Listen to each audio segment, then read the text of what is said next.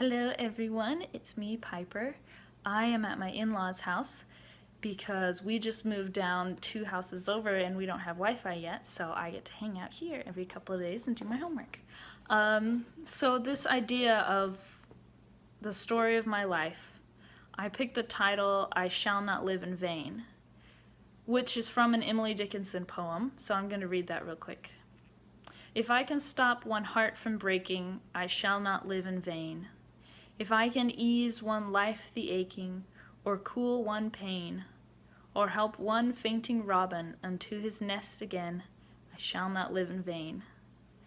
I read this for the first time in 10th grade, and I wasn't even really assigned it, but I remember reading it when we were reading all of our poets and stuff, and it just, in my head, it clicked. I was like, that's it. That's Piper's life mission now, is to not live in vain, and this is what this means.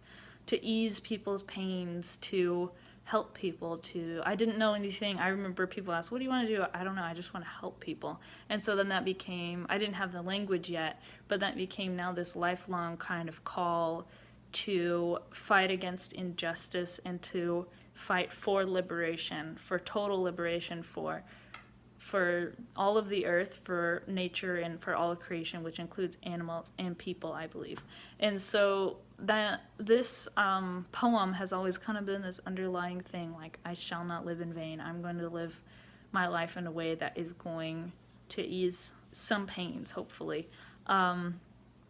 Because I grew up being a very good little Christian girl. I was a pastor's kid, so I was always at church, and I was good at memorizing Bible verses and good at telling people, well, actually, this is what this Bible verse is, and that kind of thing.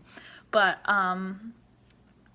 growing older, going to college, I started learning about things like, social justice. I figured out what feminism was, and I was like, that's me, feminist.